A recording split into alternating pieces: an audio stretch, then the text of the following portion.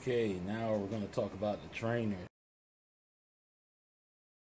I think, in my personal opinion, I think I think they're a blessing to the industry to have a guy that's, done the job for a year or two, and he turns around and helps the other guy along by training him how to drive a truck. After you're done with the orientation, a trainer is going to choose you to go out in the truck with him.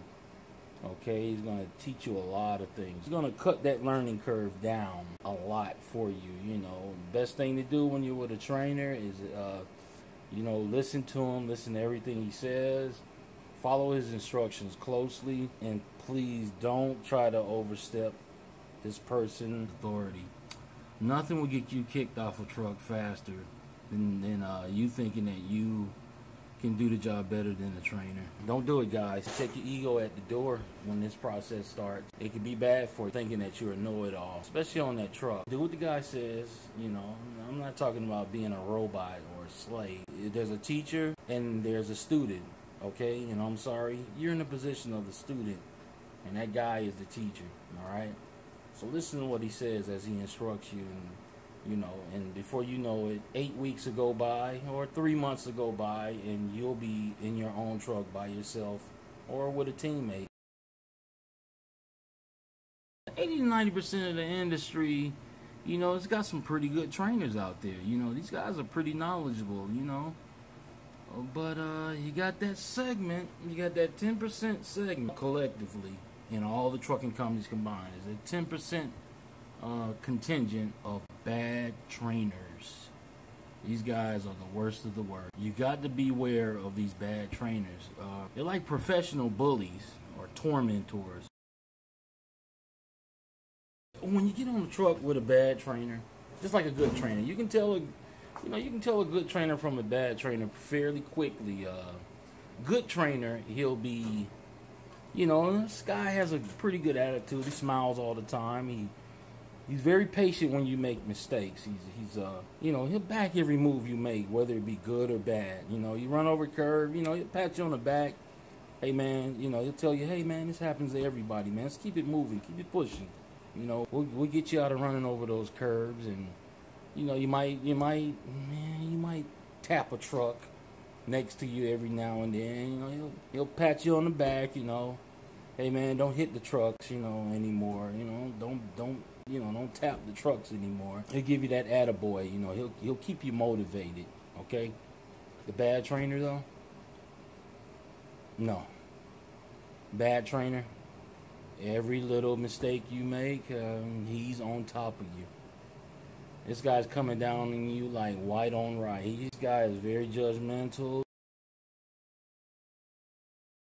Criticisms, that's where it starts, all right? You want to look for a guy who's mentally unstable,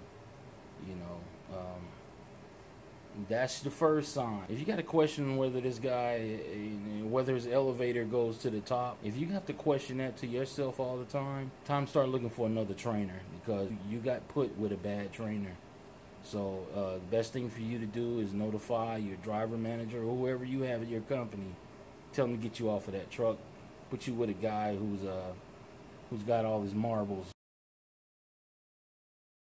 Sometimes the guy might have had a bad day. He might have not got all his miles, and might have had a little discussion with his wife early that day. He might be a little mad. His attitude might be a little snotty that day.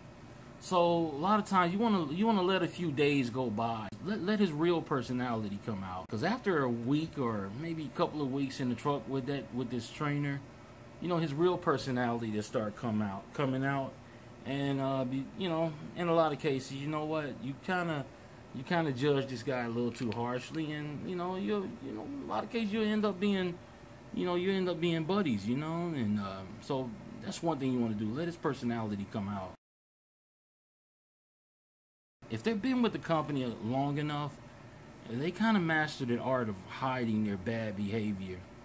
So if you're with a bad trainer, you see you're going to be stuck with them for a week or so, or a little bit longer than you expected, you don't want to jump off the truck. You don't want to leave in a fit of anger. All right. So what you want to do, you know, hey, there's smartphones out now. So what you want to do is document on your phone. You know, put down the date, put down the time that this guy had his outburst, or said something out of the way to you. You want to document that stuff, date, time, and exactly what he said, word for word, so that when you do present this to the office staff, whoever may be in charge of the trainers, you can present them with, you know, with rock solid evidence of what this guy said.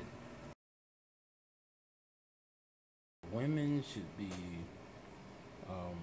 especially careful out there when they're getting trained. You know, I don't see a lot of instances of it, but there could be some instances, you know, here and there. Or you get a trainer, you know, this guy, his intentions are not the best. Women, be especially careful, you know, keep your little self-defense devices with you.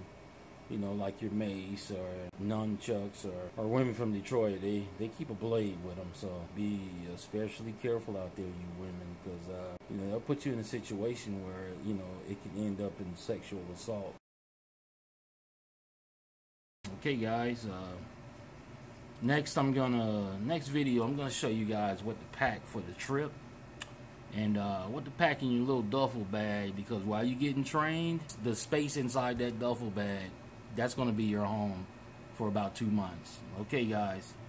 See you in the next video. Peace.